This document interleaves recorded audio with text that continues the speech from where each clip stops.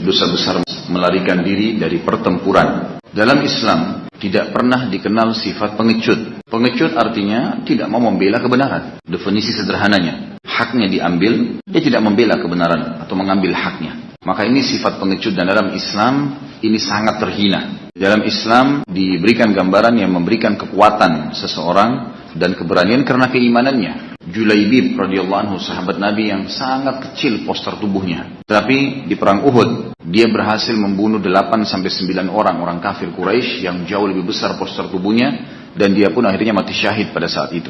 Selesai perang Uhud, kata Nabi SAW, carikan untukku Julaibib. Di mana dia? Dicari oleh para sahabat, dan Nabi SAW juga mencarinya sampai ditemukan jenazahnya. Saking kecilnya tubuhnya sampai Nabi SAW bisa memegang dengan satu tangan beliau. Tetapi Julaibib telah membunuh 8-9 orang kafir yang jauh lebih besar postur tubuhnya, lebih lengkap perangkat perangnya, dan akhirnya dia pun terbunuh mati syahid. Apa yang membuat Julaibib yang postur tubuhnya kecil bisa melawan orang yang besar? Karena keimanan. Iman itu akan membuat orang pengecut jadi pemberani, orang yang lemah jadi kuat, orang yang miskin jadi kaya, orang yang sakit jadi sehat. Keimanan kepada Allah Azza wa Jalla tidak memandang bulu lagi. Apapun di hadapannya, selama itu benar di mata Allah, dia akan perjuangkan, dan kalau salah, dia akan salahkan. Jadi tidak ada toleransi. Imanlah yang telah membentuk kepribadian sampai seperti itu. Nabi kita Muhammad SAW selalu berdoa. Di antaranya adalah, Allahumma inni a'udzubika minal jubni wal bukhl. Ya Allah, aku menjauhkan diri, berlindung kepadamu dari sifat jubun dan bukhul. Sifat pengecut dan juga pelit. Karena memang ini tidak boleh dalam Islam. Tidak boleh sama sekali. Laki-laki yang tidak membela istrinya dan anaknya, membiarkan mereka dalam keadaan salah atau diganggu oleh orang lain, namanya dayyus dalam agama Islam. Nabi SAW menyebutkan kalau dayyus dilaknat oleh Allah Subhanahu Wa Taala. Dayyus adalah laki-laki yang membiarkan istrinya diganggu oleh laki-laki lain, atau bahkan kehormatannya, nama baiknya dicoreng, dan dia diam saja. Dalam Islam ini sangat tercelah. Dia tidak boleh membiarkan itu terjadi. Dia harus bisa membela. Bahkan dalam Islam, salah satu yang terhitung mati syahid membela kehormatan. Membela kehormatan. Jadi tidak boleh tinggal diam. Ini hal-hal mendasar yang harus kita ketahui, bahwasanya tidak ada sifat pengecut dalam Islam. Di dalam Islam ada perang, dan perang ini dikenal dengan perang suci. Perang jihad. Ada dalam Islam, dan kita tahu kehidupan Nabi SAW penuh dengan jihad. 10 tahun terakhir di kehidupan Nabi SAW di Madinah, itu kalau kita tarik rata, maka 10 tahun itu tidak pernah lewat 2 bulan kecuali Nabi SAW bentuk pasukan jihad. Pasti ada. Dan dalam Islam ada 2 macam jihad. Ada jihad pertahanan, difa, dan ada jihad ekspansi. Jihad pertahanan, ini yang banyak difahami oleh umat Islam sekarang. Seperti teman-teman di Palestina lagi diserang, mereka bertahan, mereka berusaha melepaskan diri. Dan banyak umat Islam mengira cuma ini jihad. Nggak ada jihad yang lain, cukup dengan ini. Kita kalau lagi diserang ya sudah. Mereka melupakan sebenarnya jihad pertahanan diri itu sifatnya fardu ain. Sifatnya wajib, tidak ada toleransi per individu. Tapi ada jihad yang lebih besar, namanya jihad ekspansi. Dan ini sifatnya sebenarnya fardu kifayah. Wajib tapi kifayah, sudah cukup kalau ada orang yang ikut. Dan ini yang paling sering Nabi SAW lakukan dan para sahabat. Mereka mengekspansi Islam dengan kekuatan militer. Kalau ada yang mengatakan kenapa Islam? Berarti Islam itu agama keras, disebarkan dengan peperangan. Jawabannya bukan keras. Tapi kita sedang menyebarkan kebenaran yang telah Allah pencipta langit dan bumi sampaikan, Islam. Dan sebelum berperang pun menawarkan Islam itu dulu. Didakwahi, disampaikan apa itu Islam. Mereka nolak baru bayar upeti, kalau mereka nolak baru diperangi. Dan kalau sudah terjadi peperangan pun Islam sudah masuk di lokasi mereka, maka hukum Allah yang berlaku, bukan hukum individu, bukan hukum suku. Siapapun yang masuk, hukum Al-Quran dan Sunnah yang diterapkan di dalam wilayah yang baru dikuasai. Dan tentu saja konsep setelah itu la ikraha fid din, tidak ada paksaan dalam Islam. Ahli-ahli sejarah dunia membahas, mengatakan tidak ada pasukan perang seperti pasukan umat Islam, tidak ada. Mereka tercatat sangat bersih dalam berperang, tidak pernah membunuh wanita, tidak pernah membunuh anak kecil, tidak pernah membunuh orang tua, tidak pernah membunuh orang menyerah, tidak pernah merusak tempat-tempat ibadah, tidak pernah merusak fasilitas umum.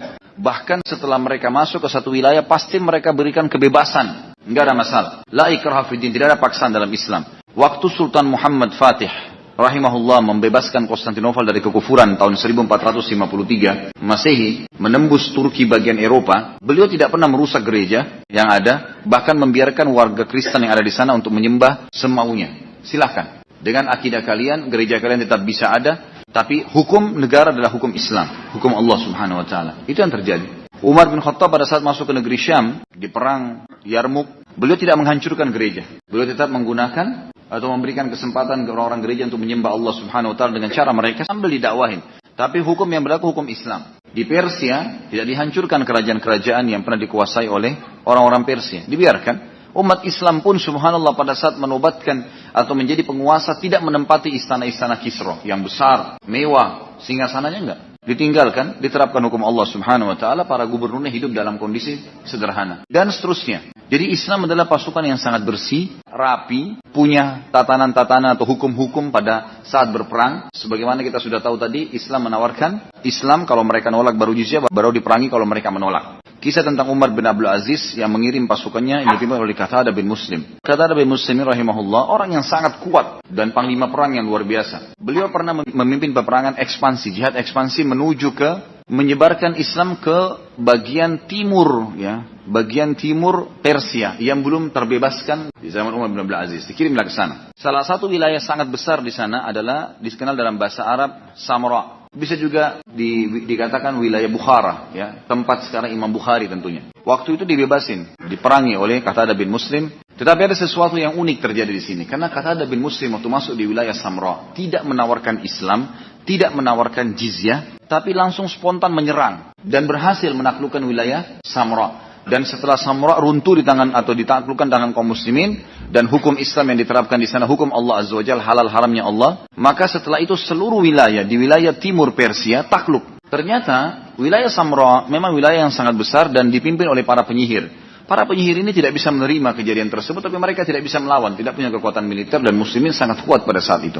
Maka mereka mencari satu anak muda yang pintar bahasa Arab, dikirimlah anak muda tersebut ke negeri Syam. Negeri Syam tepatnya di Damaskus, ibu kota Syria sekarang. Dulu itu ibu kota kerajaan Umayyah, dinasti Umayyah. Di zaman Umar bin Abdul Aziz dari tahun 99 sampai 101 Hijriah. Kejadian ini kurang lebih tahun 100 Hijriah. Datanglah anak muda ini ke sana diutus oleh para penyihir-penyihir ini. Mereka mengatakan, pergilah ke sana karena kamu yang bisa bahasa Arab, sampaikan kepada raja muslim. Kami dengar raja ini sangat adil. Apapun yang disampaikan, kalau ada terjadi kezaliman, dia akan memberikan kemenangan walaupun bukan muslim, kalau memang dia benar. Ringkas cerita adalah, pergilah anak muda ini sampai ke sana dan ada informasi umat Islam kalau mengirim pasukan jihad di mana-mana tersebar di dunia pada saat itu, kalau mereka berperang pasti sebelum berperang mereka tawarkan Islam. Kalau mereka menolak baru ditawarkan jizyah, sepakatan bayar upeti per orang berapa misalnya. Kalau mereka nolak baru diperangi. Datanglah anak muda ini menuju ke negeri Syam, sampai di Damaskus sebulan perjalanan kuda. Dia masuk, dia lihat setiap rumah besar dilihat di negeri Syam, di Damaskus. Dia selalu merasa ini tempat kayaknya istana raja nih karena mewah. Tapi ternyata pintu gerbangnya tertutup. Nggak ada tanda-tanda penjaga, bukan. Sampai dia masuk ke dalam sebuah tempat masjid, rumah yang besar sekali. Di ruangannya itu ada air mancur tempat orang berwudu. Dia tidak mengerti, dia masuk lalu dia mengatakan, mungkin ini istana raja. Kenapa kok ada air mancur, orang membasuh tangannya, membasuh wajahnya. Kemudian dia masuk ke ruangan setelahnya, dia ikut basuh wajah dan tangannya. Lalu ditemukan ruangan yang luas, kayak kita sudah tahu masjid, ruangan luas, ruangan utama, kayak sekarang ada hall untuk dipakai sholat. Dia pun masuk, kemudian dia keliling, melihat indah tempat ini. Tetapi tidak ada tanda-tanda singgasana raja. Sampai dia kesentuh tangan seseorang yang sedang sujud, rupanya lagi sholat. Lalu dia tidak ngerti. Orang itu selesai salam bertanya, kenapa kau injak tangan saya, kau tidak lihat? Apa kau sudah sholat? Dia bilang, apa itu sholat? Orang ini non-muslim. Diterangkanlah, kamu bukan muslim? Bilang bukan. Sholat itu ibadah dalam Islam, diterangkanlah panjang lebar Islam. Sampai anak muda ini akhirnya tertarik masuk Islam dan syahadat pada saat itu. Ringkas cerita, setelah masuk Islam, ditanya oleh si muslim yang mengajak dia masuk Islam nih, kenapa kamu datang jauh-jauh dari Samra ke sini? Dia bilang sebenarnya ada pasukan khalifah, pasukan raja muslim, raja kalian yang masuk ke wilayah kami namanya Qatadah bin Muslim. Dia masuk tiba-tiba menyerang tanpa menawarkan kami Islam, tanpa menawarkan kami jizyah, tapi tiba-tiba menyerang kami. Dan pimpinan-pimpinan wilayah kami nggak terima itu. Maka kami dengar raja kalian adalah raja yang adil, kami menuntut keadilan. Kata dia, baiklah, kata si muslim.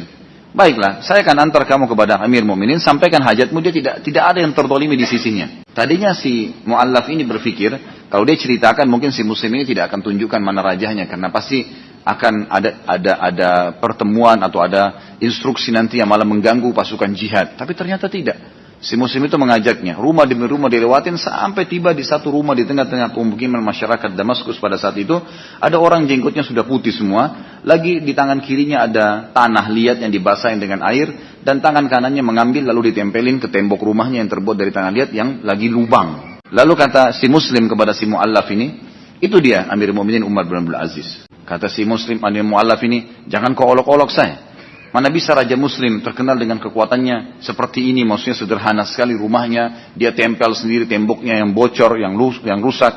Dia bilang tidak, ini dia, saya nggak bohong. Sampaikan hajatmu, tidak ada kezaliman. Maka orang ini bilang, si Mu'allaf ini cerita, Umar bin Abdul Aziz ini khalifah, memang betul bajunya sederhana, imamahnya juga sederhana, lagi penuh dengan tanah basah di tangan kirinya dan tangan kanannya menempel lubang-lubang yang ada di rumahnya, dan pintunya sedikit terbuka. Di dalam ada seorang ibu menggunakan cadar lagi membuat adonan roti. Tiba-tiba dari kejauhan pada saat saya mau bicara, ada anak kecil yang teriak-teriak, ayah, ayah, sambil kepalanya berdarah. Kepalanya anak ini berdarah. Lalu saya pun melihat anak ini menuju ke Umar bin Abdul Aziz, kepada khalifah. Maka saya tahu ini anak raja.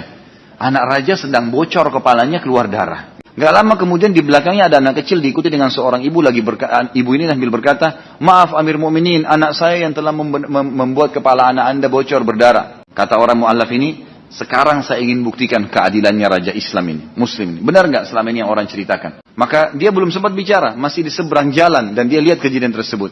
Maka ternyata Umar bin Aziz mengatakan kepada anaknya, wahai anakku, sampaikan dengan jujur apa yang terjadi. Anaknya sudah diajar jujur dari kecil, maka dia mengatakan, wahai ayah, saya yang salah. Saya melemparnya lebih dulu dengan batu, kemudian meleset, dia melemparku, setelah itu membalas dengan batu, maka berdarahlah kepalaku. Kata ayahnya, kamu sudah tahu dalam Islam, seseorang kalau memberikan kesaksian pada dirinya tidak butuh saksi yang lain. Berarti kamu yang salah. Dia bilang, iya ayah, saya yang salah. Baik, anaknya umur 7 tahun, 8 tahun mengaku salah dengan kejujurannya. Maka Umar berkata kepada ibu tersebut, ibu, kamu sudah lihat tadi kesaksian anak saya. Saya ingin tanya, berarti anak kamu tidak salah. Anak kamu itu sudah dapat ataya belum? Ataya itu seperti pemberian gratis dari pemerintah muslim yang dibagikan rata kepada masyarakat, terutama orang tidak mampu. Lalu kata ibunya, anak saya belum terdaftar. Kata Umar bin Abdul Aziz, panggil gulam. Gulam itu kayak sekretaris, datang ke sini. Catat anak ini dan ibunya, berikan kepada mereka ataya. Baiklah, setelah itu Umar bin Abdul Aziz berkata, pulanglah ibu, bawa anakmu dan hiduplah mulia, serta sampaikan kepada semua orang yang kau kenal, kalau belum sampai kepada mereka ataya, ada yang belum mendapatkan, maka laporkan kepada saya, kau sudah tahu rumah ini. Pergilah orang tersebut, lalu istrinya Umar bin Aziz dari dalam rumah teriak, wahai Umar, anakmu sudah dibocorin kepalanya sama orang lain, bukannya kamu marah, malah kamu memberikan ataya. Kata Umar bin Aziz, diamlah wahai istriku, karena ini tanggung jawabku antara aku dengan Allah Subhanahu wa Ta'ala. Kemudian orang ini berkata, si Mu'allaf, saya lalu mendekat kepada Amir Mu'minin, lalu saya berkata, wahai Amir Mu'minin, saya seseorang datang dari belakang sungai sana, Samra. Ada pasukan anda bernama Qatadah bin Muslim panglimanya. Dia bilang, iya benar. Baik, dia masuk membawa pasukannya ke wilayah kami, tanpa menawarkan Islam, tanpa menawarkan jizyah, tiba-tiba menyerang kami dan menguasai wilayah kami. Pemimpin-pemimpin wilayah kami menuntut masalah itu. Karena mendengar anda adil dan hukum Islam, anda harus tawarkan Islam dulu, kemudian upeti, kemudian baru jizyah, baru diperangi. Maka kami menuntut masalah itu. Umar bin Aziz mengatakan, baiklah. Diambil sebuah lembaran kulit, kemudian ditulislah oleh Umar bin Aziz, isinya dari Amir Mu'minin Umar bin Aziz kepada hakimnya Samra. Saya meminta kepadamu selesaikan segera urusan Samra. Udah, distempel pakai cincin beliau, digulung, dikatakan kepada anak muda ini, bawa ini kepada hakim muslim yang ada di sana. Kata si Mu'allaf ini, hanya ini saja. Bawa ke sana. Dia pun pulang. Sebulan perjalanan lagi. Sampai ke sana, dia langsung menanyakan, mana hakimnya muslim di sini? Ditunjuklah, ada satu orang yang sangat tua, imamahnya biasa, orangnya sudah bungkuk dalam riwayat ini dikatakan. Sudah sangat tua. Lalu anak muda datang mengatakan, wahai Pak Hakim, saya mendapat surat, saya sudah ke negeri Syam, ketemu dengan Amir Mu'minin Umar bin Abdul Aziz, dan saya menerima surat ini. Dibacalah, ada stempel kerajaan, khalifah, maka dia mengatakan, baiklah, saya terima ini. Maka tiba-tiba dia bilang, disuruh iklankan di menara-menara masjid yang ada, semua pemimpin Samra disuruh kumpul di masjid, dan juga Qatadah bin Muslim disuruh kumpul, panglima Islam. Orang-orang boleh menyaksikan. Hakimnya datang di tengah-tengah masjid, duduk di kiri kanannya ada pemimpin-pemimpin, penyihir-penyihir dari negeri Samra tadi, sebelah kirinya ada Qatadah bin Muslim. Kata si hakimnya, ada apa dengan kalian wahai pemimpin-pemimpin Samra? Mereka bilang, panglima perang anda yang perkasa ini, takut dia sama Qatadah. Mereka takut. Ini panglima perang anda yang perkasa si Qatadah, ya dia masuk tiba-tiba tanpa tawarin Islam, tanpa tawarin jizyah, kami tiba-tiba diserang.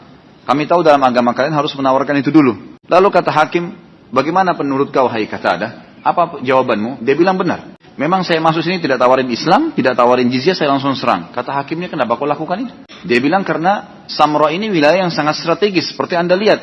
Setelah saya serang, tiba-tiba saya bisa kuasain seluruh wilayah timurnya Persia. Gak perlu peperangan yang banyak, mengurangi korban kaum muslimin. Kata hakimnya, itu pendapat kamu, hai Qatadah, dan hukum dalam Islam tidak bisa. Harus tawarkan Islam, kalau nolak baru jizyah, kalau nolak baru upeti. Ini kalau jihad ekspansi. Kalau jihad pertahanan beda. Kita harus menyerang. Ringkas cerita kata hakimnya, saya putuskan sekarang seluruh muslimin harus keluar dari wilayah Samra. Semua harus keluar. Dan kembali menawarkan masyarakat Samra, Islam dulu. Kalau nolak baru upeti, kalau nolak baru berperang. Ini pasukan sudah menguasai wilayah. Disuruh keluar. Kata anak muda ini, saya tidak percaya keputusannya. Benar nggak ini? Tiba-tiba kami mendengar sudah ada suara domba, suara unta, suara kuda. Ternyata muslimin, laki-laki, perempuan, anak kecil, semua sudah siap-siap untuk keluar. Pemimpin-pemimpin Samra yang tadi penyihir ini tidak percaya juga, mengatakan tidak pernah kita melihat ada manusia seperti ini. Luar biasa. Sudah masuk menguasai wilayah, masih mau meninggalkan hanya karena hukum agama mereka belum diterapkan. Ini betul-betul keadilan. Si anak muda ini makin tertanam iman dalam hatinya, maka dia mengatakan sebenarnya begini. Ceritanya saya waktu ke sana, saya sempat masuk Islam dan saya menganggap ini agama yang benar dan saya sendiri yang menerima surat itu dari raja mereka dan raja mereka seperti ini keadaannya, diceritakan. Lalu apa saran kamu, kata penyihir? Kata anak muda tersebut, saya sarankan kalian menganut agama ini karena agama ini mulia. Maka satu Samra masuk Islam gara-gara itu. Satu Samra masuk Islam gara-gara keadilan kaum muslimin. Kita punya hukum, kita punya peraturan. Dan hukum ini adalah hukum Allah subhanahu wa ta'ala. Tidak mungkin salah. Inna dina indallahil Islam. Agama di sisi Allah hanya al-Islam. Dan tidak mungkin salah. Gitu kan?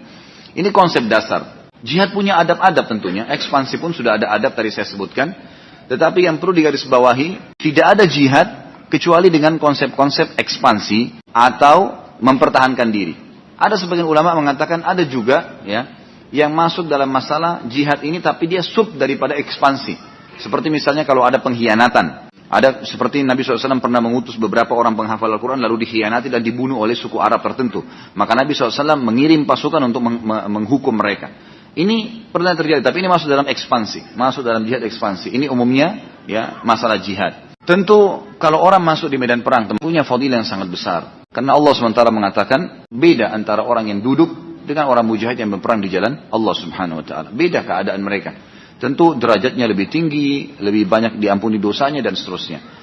Cukuplah hadis riwayat Muslim yang berbunyi makbarat kadama abdin fisabilillah fatamassuhun nar. Tidak akan pernah disentuh oleh api neraka dua telapak kaki hamba yang pernah tersentuh debunya medan perang. Debunya saja sudah cukup untuk membuat dia tidak tersentuh dengan api neraka. Ya, kemudian hadis yang lain dikatakan tidak ada seorang muslim pun yang sempat membunuh non muslim, satu orang non muslim di kancah peperangan. Ini perlu digarisbawahi, di kancah peperangan pada saat bertemu. Bukan di tempat-tempat yang aman kayak kita di Indonesia atau membom diri atau menghancurkan sebuah tempat rekreasi atau ini semua tidak masuk di dalamnya. Ini salah, fatal ini. Karena tidak boleh kita menyakiti orang non muslim di bawah naungan pemerintah Islam. Itu dikenal dengan kafir zimmi, orang kafir di bawah naungan pemerintah Islam. Jihad di jalan Allah SWT kalau terjadi, kata Nabi SAW, kalau seorang muslim berhasil membunuh satu kafir saja, maka tidak akan bersatu antara dia dengan kafir itu di dalam neraka. Artinya ada jaminan baginya akan masuk ke dalam surga. Belum lagi kalau dia mati syahid terlalu banyak fadilah. Di antara fadilahnya adalah tidak akan ada fitnah kubur. Nah, kata Nabi SAW, semua orang yang mati syahid tidak akan fitnah kubur. Tidak lagi pertanyaan malaikat, mungkar nakir dalam kuburan. Tidak perlu lagi dimandikan, dibersihkan jenazahnya, karena memang dia dikubur dengan bajunya saja. Tidak akan dimakan jasadnya oleh tanah. Kemudian dia akan dibangkitkan hari kiamat dari lukanya mengalir darah di hari kiamat. Orang-orang pada menyaksikan dan mengeluarkan bau lebih wangi daripada bau kasturi. Dia akan lewat hari kiamat tanpa hisab, bisa memberikan syafaat 70 keluarganya, ikut bersama dia selama keluarganya itu masih dalam keadaan muslim walaupun ahli maksiat. Selama tidak ada hal-hal yang membatalkan keislamannya, si syahid punya hak untuk itu. Kemudian juga dia akan lewat di sirat, ya, termasuk golongan pertama yang secepat kilat. Kemudian juga akan masuk surga yang tertinggi, surga Firdaus. Gitu kan. Jadi fadilah yang sangat besar bagi orang-orang yang mati syahid ini. Punya fadilah yang sangat besar. Tentu butuh juhud, butuh upaya. Kalau kita masuk di kancah peperangan pun, orang yang paling ikhlas, yang mau mati syahid itu yang mati. Kalau enggak, tidak bakal mati. Karena rentetan sejarah ulama coba merentet dari zaman Nabi SAW sampai jihad-jihad dimanapun berada di muka bumi ini, maka selalu orang yang mati syahid lebih sedikit daripada orang yang hidup. Padahal pasukan musuh lebih kuat senjata, lebih kuat ya, lebih banyak personel perangnya, lebih bagus, lebih kuat senjatanya, gitu kan, lebih hebat strateginya. Tapi selalu saja muslimin yang meninggal tidak banyak.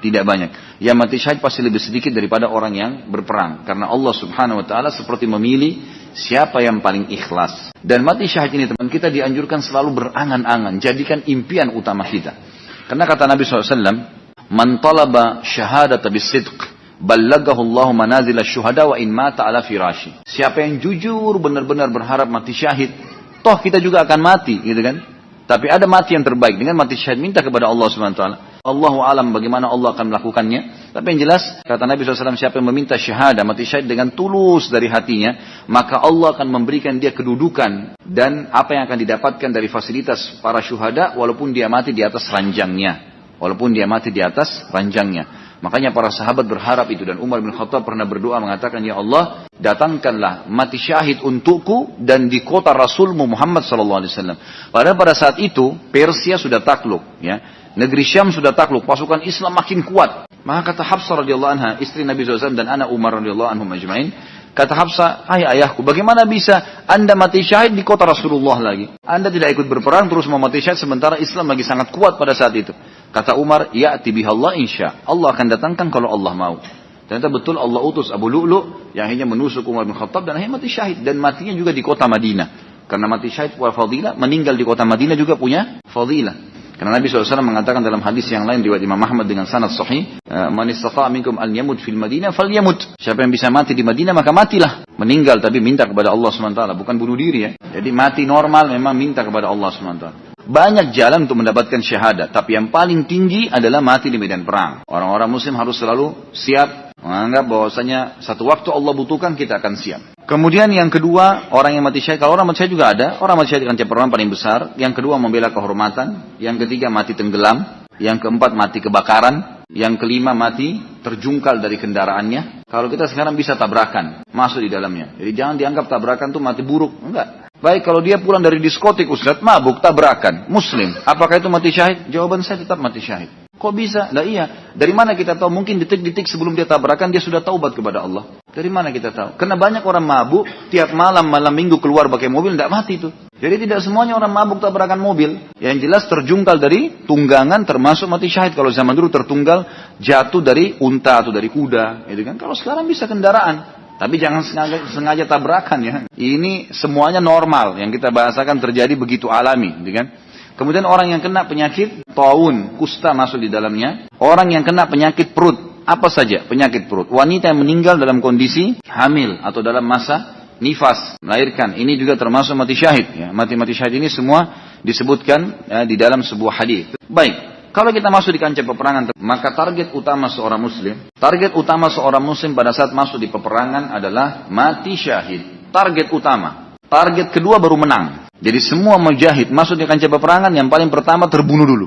Makanya pasukan jihad itu selalu menang. Kalau dia ikhlas pasti luar biasa. Karena dia serang musuh untuk mati. Beda dengan orang-orang kafir.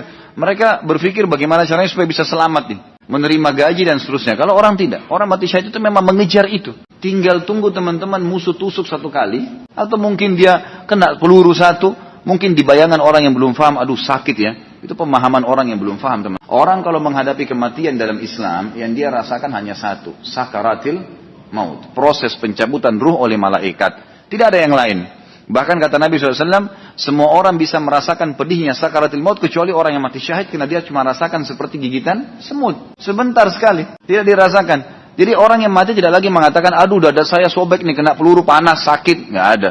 Ini saya ditusuk nih, tangan saya dipotong, sakit. Udah nggak ada. Kita cuma lihat malaikat, prosesnya dicabut ruhnya. Orang beriman mudah, orang fasik dan kafir akan sulit.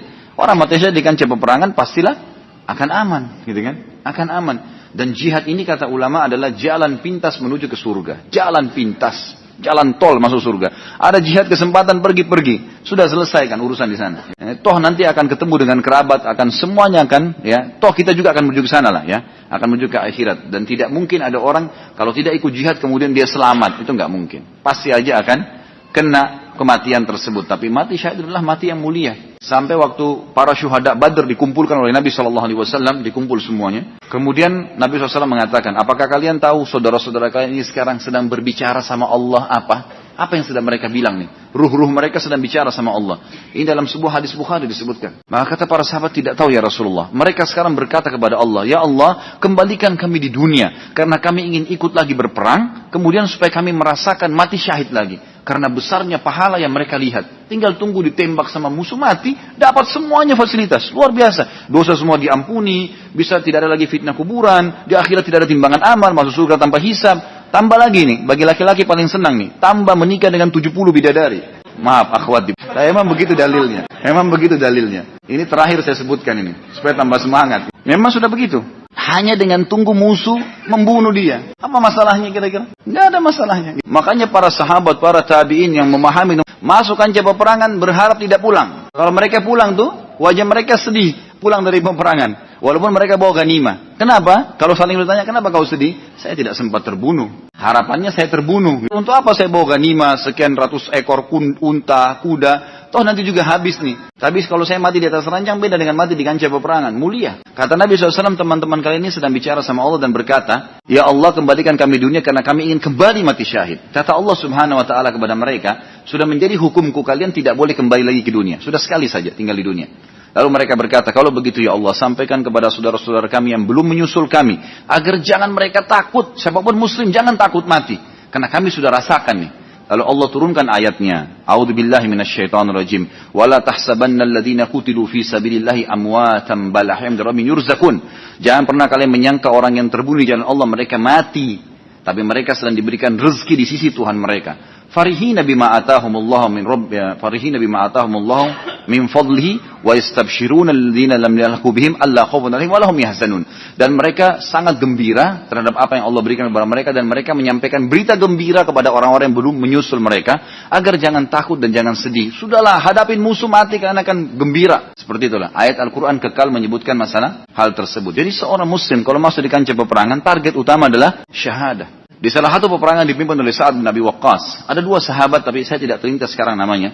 Dua sahabat ini terkenal sekali keberaniannya. Mereka berdua sepakat, ini nanti kita akan maju. Pada saat pasukan lagi siap-siap, menyerang musuh berdua ya. Dua orang sepakat nih, tidak ada yang dengar, cuma mereka berdua. Tapi kita harus punya izin dari Sa'ad bin Abi Waqqas nih, pimpinan. Sa'ad bin Abi Waqqas lagi kena penyakit, kebetulan tubuh beliau kena bisul-bisul pada saat itu di perang Qadisiyah. Maka dikirimlah surat, dikirimlah informasi kalau dua orang ini ingin pamer kekuatan kepada musuh. Bahasanya ingin pamer kekuatan kepada musuh. Ini dibolehkan dalam kancah peperangan. Karena Nabi Muhammad SAW di perang Badar pernah melihat Abu Dujana radhiyallahu anhu sahabat Nabi menggunakan imamah merah. Kemudian beliau tinggikan imamah itu, kesannya kayak menumpuk tebal di kepalanya. Kemudian membusungkan dadanya dan mengangkat pedang sambil mendemokan gerakan-gerakan pedang di depan musuh. Kata Nabi SAW pada saat itu, perbuatan Abu Dujana ini sangat dibenci sama Allah. Perbuatan ini kesombongan seperti orang sombong. Kecuali di tempat ini, kecuali di sini nih, saatnya sombong depan musuh. Jadi dibolehkan, gitu kan? Jadi dibolehkan. Maka saat waktu dengar dua orang ini mau menunjukkan keterampilan menakuti musuh, kata saat izinkanlah keduanya. Begitu dengar izinkan keduanya, mengagetkan pasukan muslimin. 30.000 menghadapi 240.000. Dua orang nyelan 240.000. Tiba-tiba menyerang. Dengan takbir bajikan tadi masuk dua-duanya menyerang. Musuh sampai kocar-kacir gara-gara mereka. Masuk ke dalam, nunggu sampai siapa yang mau tusuk dia nih. Kalau tidak ditusuk dia yang bunuh. Sampai masuk membawa beberapa orang yang dibunuh sama dia, diambil kudanya, dibawa ke pasukan muslimin sebagai ghanimah. Sampai pasukan Islam bertakbir pada saat itu, dan ini jadi kacau nih 240.000 gara-gara dua orang nih. Itu contoh muslim di kancah peperangan. Jadi betul-betul tidak ada sifat pengecut. Targetnya mati. Bagi muslim, mati sebuah pintu untuk menuju mendapatkan apa yang dijanjikan oleh Allah di sana. Sholat kita, puasa kita, semua yang kita kerjakan itu di sana. Dan harus lewat sebuah pintu namanya mati. Tapi ada mati yang terbaik yaitu mati syahid. Maka ini harus menjadi target utama. Kalau ada muslim masuk di kancah peperangan dan dia lari dari kancah peperangan, justru berdosa besar. Nggak boleh lari. Masuk, mati syahid target utama, kalau tidak menang. Kalau terbunuh semua pun, itu kemuliaan, mati syahid, target utama. Atau mereka bawa kemenangan. Tidak ada yang lain. Maka di sini kita harus pahamin dosa besar yang kita bahas. Khusus orang-orang yang lari dari kancah peperangan. Tidak boleh lari. Sendirian lawan. Tidak masalah. Tunjukkan kemuliaan Islam. Memang sudah begitu.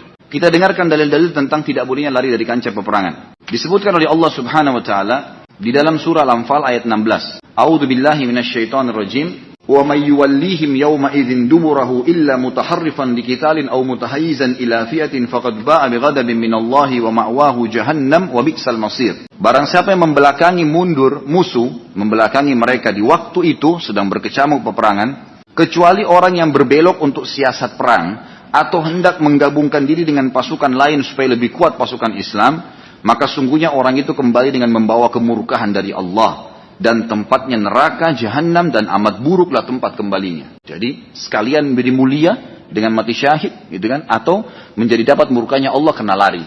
Jadi di sini tidak ada pilihan. Jadi pemberani dapat rahmat Allah atau pengecut dapat murka Allah.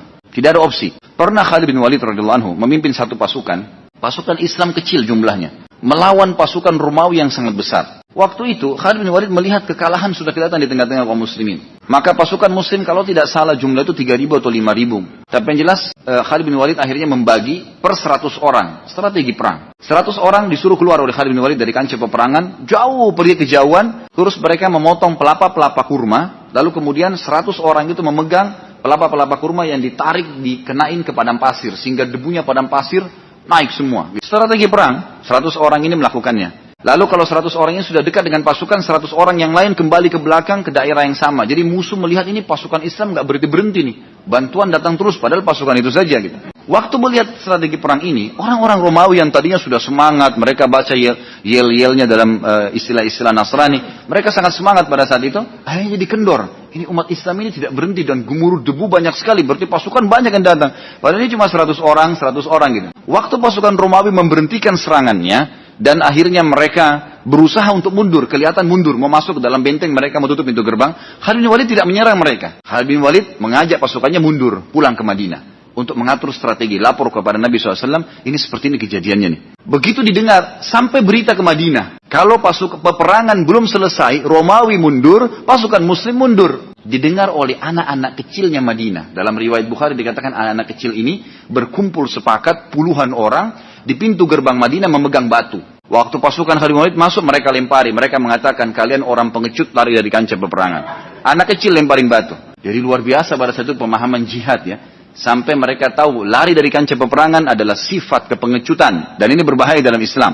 Dilempari, ya. Lalu dikatakan, ya orang-orang ini pelayang lari dari kancah peperangan, dilempari sama anak kecil. Sampai akhirnya Nabi SAW dengar dan Nabi mengatakan Khalid bin Walid tidak lari dari kancah peperangan, tapi dia sedang mengatur siasat perang. Turunlah firman Allah ini, bahwasanya barang siapa yang membelakangi atau mundur dari musuh, kecuali ingin berbelok karena siasat perang, atau bergabung dengan pasukan yang lain, maka dia pulang dengan membawa kemurkaan Allah, dan tempatnya adalah neraka jahanam, dan itu seburuk-buruk tempat kembali. Juga hadis Nabi SAW tentang 7 dosa besar, 7 induk dosa besar, di mana Nabi SAW bersabda, "Ijtanibus sab'al mubiqat." Jauhilah 7 induk dosa-dosa besar yang membinasakan. Qalu ya Rasulullah wa ma hunna? Para sahabat berkata, apa itu dosa besar, induk dosa besar yang 7 yang membinasakan itu? Qala asyirku billah. Beliau mengatakan menyekutukan Allah. Yang kedua as-sihr, dan sihir. Wa qatlun nafsin allati harramallahu illa bil haqq, dan membunuh jiwa yang telah Allah haramkan kecuali dengan alasan yang benar. Wa aklu riba, dan memakan riba. Yang kelima wa aklu malal yatim, dan memakan harta anak yatim. Dan yang keenam wa tawalli yaumaz zahf. Ini saksi bahasan kita. Lari dari kancah peperangan. Dan yang ketujuh wa qadful muhsanatil mu'minatil ghafilat, menuduh mukminah yang baik-baik ya, yang sedang lalai berzina. Kesimpulannya adalah seorang muslim dianjurkan untuk berangan-angan dan berusaha untuk menghadiri perperangan bagaimanapun caranya itu ya, dengan izin Allah SWT. Tentu ada adab-adabnya ya. Adab-adabnya diantaranya kalau kita punya pemerintah harus dengan izin pemerintah setempat. Ada orang tua juga disampaikan kepada orang tua. Dan memang itu sudah difatwakan oleh para ulama tentang masalah jihad. Ada jihad yang sifatnya fardu ain kalau kita lagi diserang. Dan ada juga sifatnya fardu ain kalau pemerintah setempat sudah mengumandangkan jihad dan menyuruh. Jadi kalau misalnya Presiden Indonesia mengatakan semuanya warga Indonesia ini laki-lakinya harus ikut berperang. Gitu kan, menyerang wilayah ini misalnya. Nah itu sudah wajib setiap individu untuk mengikutinya. Kalau diwajibkan instruksi imam harus dipatuhi. Gitu kan, sebagaimana Nabi SAW pada saat memerintahkan perang Uhud semua laki-laki ikut. Waktu perang Badar beliau memberikan pilihan. Yang mau ikut silakan, yang tidak mau ikut tidak masalah. Maka tidak berdosa orang yang tidak ikut. Waktu perang Tabuk wajib ikut. Semuanya laki-laki harus keluar. Yang menolak berarti dia berdosa besar pada saat itu. Jadi ini sifatnya fardu ain. Dia akan fardu kifayah, dia akan menjadi jihad yang wajib, yang sudah tercukupkan dengan sebagian yang mengerjakan, maka yang lainnya gugur kalau ekspansi, yang ekspansi ini juga dengan pemerintah yang sudah disetujui oleh pemerintah dan ulama-ulama yang telah memberikan fatwanya. Dan ini tidak berlaku pada orang-orang yang memfatwakan secara pribadi. Kalau ada individu yang mengatakan, oh jihad sekarang, padahal sebenarnya tidak terjadi jihad atau belum ada fatwa ulama, maka tidak bisa dijadikan sebagai rujukan.